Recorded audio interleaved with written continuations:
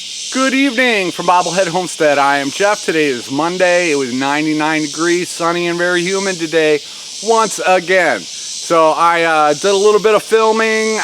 Let's go take a look at some chickens. Hi, Bob. Say hi, Bob. Good afternoon, Barb. This is Mary Tyler Moore's daughter, and I can tell them apart because of the leg band. Everybody else is out in the back jungle. Private Benjamin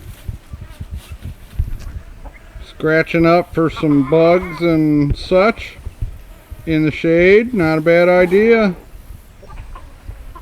Private Benjamin's daughter, a little bit smaller, and she has the leg band, but same coloring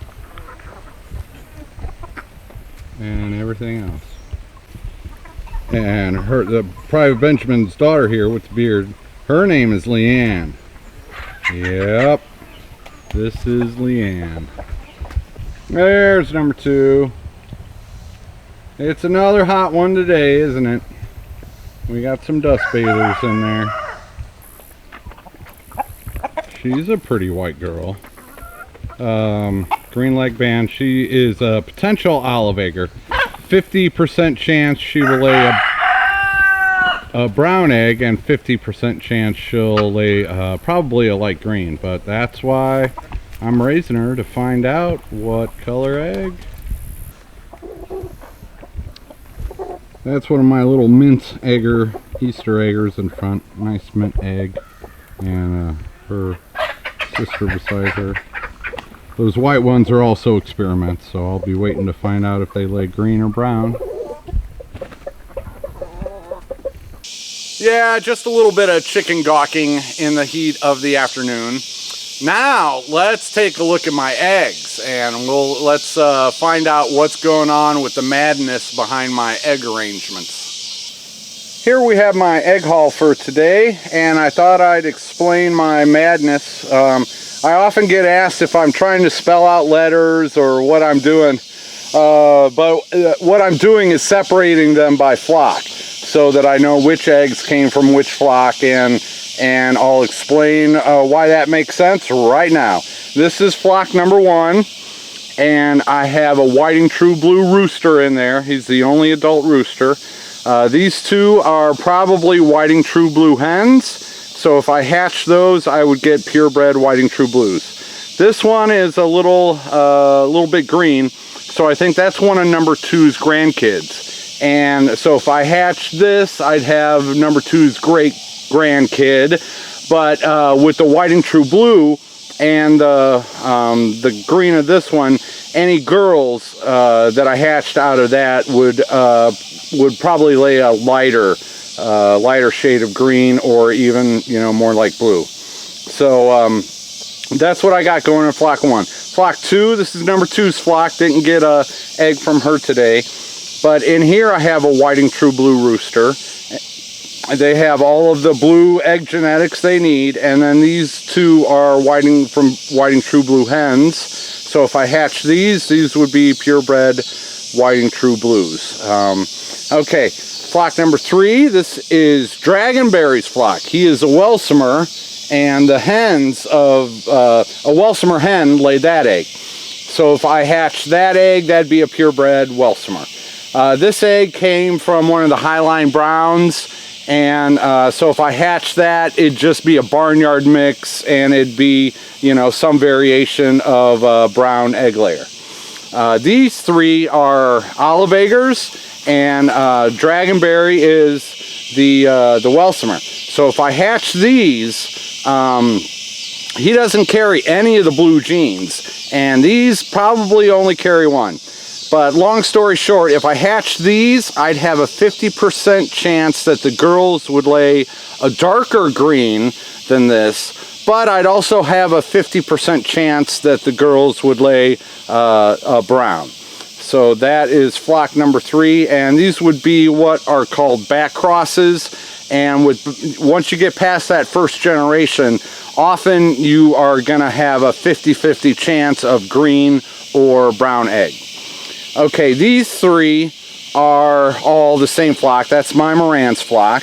And these are, I have, let's see, 7 black copper Marans. I have 1 blue copper Marans, and I have 1 splash copper Marans hen in this flock. I have 2 black copper Marans roosters in here. So the black copper Marans rooster would be the father. These 2 are leghorns. I wouldn't hatch those, but if I did, it'd be some mix between a Marans and a leghorn, and so you'd probably get, you know, like a light brown egg out of them. This one has a heavy bloom on it. There, you can see the other side. You know, it's light on that side and dark on that side. They sometimes put what's called a bloom on the eggs, but if I hatch these 4, I would get purebred copper Marans. Most likely they'd be black, but there's a chance some of them might be blue. Those would just be barnyard mix brown egg laying mutts. Now these 3 come from my blue egg Americanas, and so with the black copper Marans roosters in there with these 3, if I hatch those 3 eggs, those would be olive eggers. So, and I have not raised, I have some that are young but haven't started laying yet, but they would lay a much darker olive than that in theory. I'm about to find out here, hopefully later this fall. So those 3 would be olive eggers. Okay, in this flock I have a blue copper Marans rooster, and he would come from this line, probably, you know, a darkish brown egg. And these are all green eggers. So again, with the copper Marans, I'd be adding more brown onto it. Half of the girls, if I hatch those, would lay brown. Half of them would lay a darker green. So I'm really not hatching any of those right now. Yeah, anyway. And then the last flock, I have a whiting true blue rooster in there. I'm not really using that for my breeding program, but a whiting true blue rooster those are production brown egg layers. So the kids would lay eggs like that. As a matter of fact, I've already done that cross, and that's where these came from, was a whiting true blue crossed with a production brown egg layer. And I got a very light green, barely darker than blue in some cases, kind of a mint color. And so that's what would happen if I hatch those. These are probably number 2's daughters, and with the whiting true blue rooster in there, any kids from this, they'd be number 2's grandkids, and they would lay a blue or a light green mint colored egg. So those are the options that I have as far as hatching eggs and what they would produce. Right now I'm not hatching anything out of flock number 1 because I might not be able to tell the whiting true blue from the number 2 offspring. And I am hatching from here. I know all those are purebred whiting true blues. I'm not hatching from here because of that 50-50 chance for a brown egg. I could hatch, I'm not hatching anything right now, but if I were, I could be hatching these Marans, and these would be olive eggers, guaranteed a green egg. I'm not hatching out of there. Again, a 50-50 chance on a brown egg layer, and I'm not hatching anything out of there right now. Once I get moved, I'll be splitting this up, that flock up, I'll be splitting that flock up, and that's the scoop on why I keep my eggs sorted and what that means. There you go. That is the method to my madness. I'm not trying to spell out any secret words or anything like that.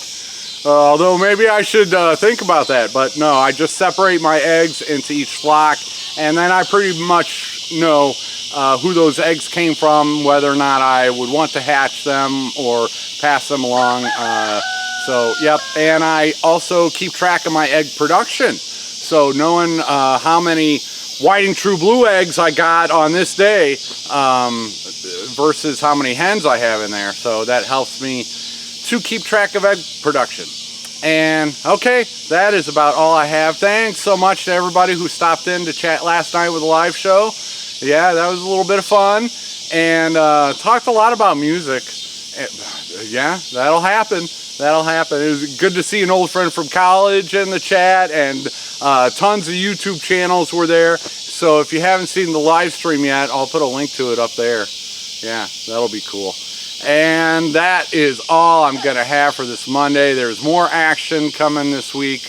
I do promise. It's supposed to hit 100 degrees again tomorrow. So I don't know what's going to be on tap for then. But, yep, more action coming the end of the week. And I'm not talking about Bob licking his junk. Thanks for watching. Thanks for everything. And take her easy, everybody.